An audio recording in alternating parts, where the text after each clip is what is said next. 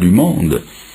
Et finalement, tout ce qu'ils savent faire, c'est se lamenter sur leur vie et pleurer sur le monde. Et chose étrange, il suffit que Jésus-Christ fasse irruption dans la vie de quelqu'un, qu'il vous le retourne de l'intérieur, qu'il bouleverse sa vie de fond en comble, leur prouvant de façon indiscutable qu'ils ont tort, pour qu'immédiatement ils se mettent à se moquer de ce nouveau converti.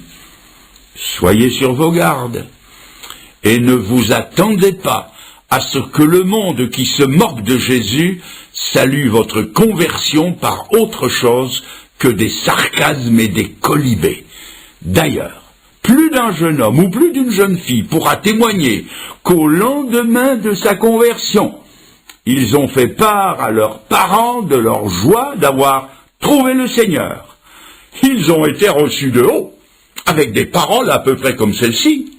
Comment ce galopin qu'on a mis au monde, à qui on a donné le biberon, qu'on a élevé, qui n'a pas encore 20 ans, il viendrait nous apprendre les choses de la vie, lui qui n'y connaît encore rien. Bien sûr, le galopin en question ne connaît peut-être pas toutes les expériences de la vie, mais il connaît la chose qui compte, c'est qu'il était perdu, et que maintenant il est sauvé, qu'il était mort et qu'il est revenu à la vie, et que surtout, il connaît celui qui est le prince de la vie. Deuxièmement, il faut savoir aussi que votre conversion ne plaira pas non plus aux gens intéressés, car il y a des gens intéressés. Prenez par exemple le cas du jeune homme qui est assis sur son cercueil. Le Seigneur passe dans sa vie, il lui parle, le miracle se fait, et d'un coup, il se redresse, s'assied, se met à parler, et en souplesse, il dégringole de son cercueil. Miracle stupéfiant. Mais avez-vous déjà pensé à la tête qu'a dû faire l'entrepreneur des pompes funèbres? Il a dû diminuer sa note de 50% pour n'avoir fait que la moitié de la cérémonie. Avez-vous pensé à la tête du fossoyeur qui attendait près de son trou et qui, en tapotant sur sa montre bracelet, de peur qu'elle ne soit arrêtée, s'est dit en lui-même « Mais qu'est-ce qu'ils font? Ils n'arrivent pas !» Il n'a plus eu qu'à reboucher son trou ou attendre un autre client. Ces deux-là n'y ont pas trouvé leur compte dans ces résurrections. Le Christ est un trouble fait, un empêcheur de danser en rond qui vient leur ôter le pain de la bouche. Ce que je viens de dire peut paraître burlesque, mais j'aimerais vous dire ceci. Pensez-vous que votre conversion va faire l'affaire du tenancier de bistrot quand il ne va plus vous voir venir pour boire la nisette le matin, l'apéritif à midi, le pastis à 4 heures et le restant du portefeuille le soir? Vous croyez que ça va faire l'affaire du marchand de pronostics ou de celui qui vend les billets du tiercé, quand vous ne vous adonnerez plus aux jeux d'argent et de hasard? Croyez-vous que tout le monde va y trouver son compte? Et ces amis, avec qui vous aviez l'habitude, le dimanche matin, d'aller faire la partie de billard ou la partie de piquet, croyez-vous qu'ils vont être contents quand vous n'irez plus avec eux? L'apôtre Pierre l'avait déjà prévu, quand il a écrit dans sa première épître, chapitre 4, verset 4, écoutez cela, « Ils trouvent étrange que vous ne vous précipitiez plus avec eux dans le même débordement de débauche, et ils vous calomnient. » Et sans aller aussi loin, vous croyez que ce frangin, ou cet oncle, ou cette grand-tante, ou ce cousin, qui venait vous visiter tous les dimanches, vous croyez qu'ils vont y trouver leur compte quand vous allez leur dire « J'ai trouvé le Seigneur, et maintenant le dimanche, je vais au culte. Alors, à moins que vous ne vouliez m'y accompagner. » Ils n'y trouveront pas leur compte. Croyez-vous qu'il a trouvé son compte, mon oncle? Un oncle à héritage, par surcroît, quand il est venu me voir un dimanche à l'heure de la réunion. Quand il est arrivé, l'oiseau était parti, parce que Fernand le Grand, à l'heure de la réunion, il est à la réunion. Si à l'heure du culte ou de la réunion, vous voulez me trouver chez moi, vous n'avez qu'à prier le bon Dieu pour qu'il m'envoie une bonne bronchite ou pour que je me casse une jambe. Vous allez peut-être dire, oui, mais enfin, Fernand le Grand, enfin, vous ne pensez pas que vous exagérez? Vous comprenez, nous, mes amis, prenez-le comme vous le voulez, moi, je ne veux pas le savoir. En plus, votre conversion ne plaira pas non seulement aux absolus ou aux intéressés, mais encore moins aux opposants. Car si nous relisons le texte d'un peu plus près, nous trouvons que les personnes qui étaient présentes à la résurrection de Lazare n'ont pas été tendres pour Lazare. Il est rapporté qu'à cette occasion précise, ils sont sortis de leur gonds et ils ont essayé de mettre Jésus à mort parce qu'il avait ressuscité Lazare. Et ça se comprend. Ce miracle les dérangeait. Il authentifiait une vérité à laquelle ils ne voulaient pas croire. Jésus les gênait. Mais savez-vous que dans le chapitre suivant, il est écrit qu'il voulait aussi mettre Lazare à mort. Il voulait le renvoyer d'où il venait. Le Seigneur l'avait réchauffé, eux, ils voulaient le refroidir. C'est comme ça, et il faudra vous y faire. La haine qu'ils ont contre le Maître rejaillit sur celui qui est l'objet de sa sollicitude. Jésus nous l'a dit d'avance, ce qu'ils ont fait au bois vert, ils le feront au bois sec. Alors vous voilà prévenus, mes amis, candidats à la résurrection. Du côté de Dieu, je peux tout vous promettre, tout. Mais du côté des hommes, je ne vous promets absolument rien, rien, si ce n'est l'incompréhension, la moquerie, l'opposition et même parfois la haine. Je vois aussi une autre chose, c'est que le miracle dans les trois cas a été instantané. À l'instant où Jésus a parlé, le miracle s'est fait. Jeune homme, lève-toi, il s'est levé. Jeune fille, lève-toi, elle s'est levée. Lazare sort, et il est sorti. Le salut, c'est pareil. Le salut, ce n'est pas attendre, c'est croire. Il n'est pas dit « attends et tu seras sauvé ». L'Écriture dit « crois et tu seras sauvé ». Et l'Écriture nous présente le salut comme quelque chose d'instantané, quelque chose d'immédiat.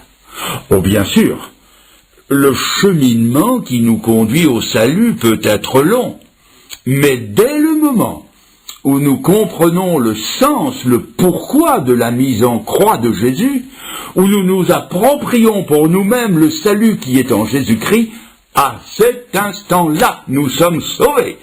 Et le meilleur moment pour croire, c'est celui où Jésus parle.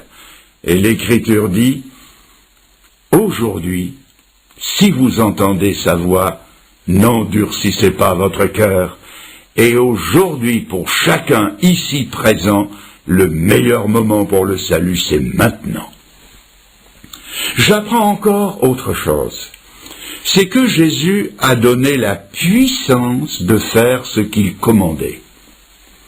Quand il a dit à la jeune fille « Lève-toi », elle a pu se lever. Quand il a dit à Lazare « Sors », Lazare a reçu la puissance de sortir.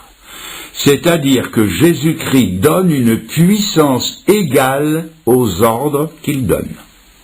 Et quand Dieu ordonne à un homme de se repentir, il lui en donne la possibilité.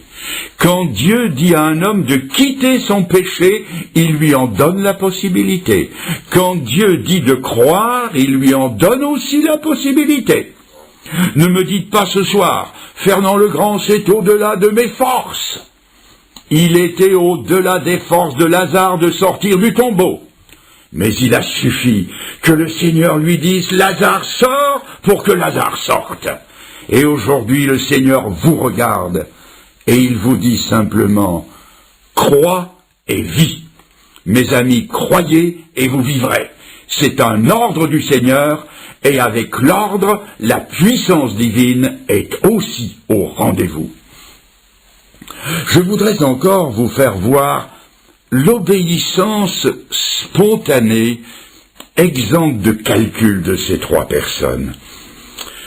Je voudrais vous faire voir ce que les trois n'ont pas fait et ce qu'ils n'ont pas dit. Quand le Seigneur a dit à la petite fille, « Jeune fille, lève-toi », la jeune fille n'a pas ouvert un œil plein de sommeil en disant « Oh Seigneur, on est si bien sur ce lit, laisse-moi encore un quart d'heure. » Le jeune homme à qui Jésus a dit « Lève-toi » n'a pas dit « Seigneur, si tu savais comme on est bien me porter sur les épaules des copains, tu sais Seigneur, en matière de suspension, Citroën ne fait pas mieux. Seigneur, laisse-moi encore un petit peu jusqu'à l'entrée du cimetière. » Non, bien sûr. Et quand Jésus a dit « Lazare sort », Jésus n'a pas entendu une voix caverneuse, pleine de sommeil, comme celle d'un étudiant que sa mère appelle le matin. « Oh, ça va, j'arrive. » Non, ça s'est fait sur le champ. Ils ont tous les trois obéi spontanément à l'impulsion de l'esprit de vie qui était en eux. Et je crois que c'est ce qui caractérise un nouveau converti, c'est la fraîcheur de la spontanéité. C'est la voix de Dieu au petit Samuel de l'Ancien Testament qui entend « Samuel, Samuel » et il répond « Qui es-tu, Seigneur ?» Ton serviteur écoute. C'est frais, c'est spontané. C'est Saul de Tarse, arrêté sur la route de Damas, qui dit spontanément « Seigneur, que veux-tu que je fasse ?» Ah, la fraîcheur d'une conversion, où l'on obéit sans calcul, où l'on se dépense à fond pour le Seigneur et sans compter. Je me souviens avec émotion des premiers jours, premières semaines de ma conversion. J'avais 20 ans, je m'étais converti des plaisirs mondains de l'époque qui m'entraînaient sûrement à la perdition, et j'étais tellement heureux. Et je n'étais pas seul à me convertir. Nous étions 2 grands copains, 2 amis d'enfance, nous avons trouvé le Seigneur en même temps. Et cela va de soi, nous n'étions pas très instruits des choses de Dieu, nous n'y connaissions rien. Nous avions trouvé le salut en allant dans une église, une assemblée évangélique à quelques 45 kilomètres de chez nous. C'est-à-dire que tous les dimanches, pour aller au culte, il nous fallait faire 90 kilomètres aller-retour. 37 kilomètres de train, 2 kilomètres de marche et 5 de tramway, multipliés par 2. Ce n'était pas la porte à côté, mais nous le faisions avec joie. Nous étions un peu comme ce fermier américain qui s'était converti dans son champ et qui conduisait tout le monde dans son champ pour qu'il se convertisse.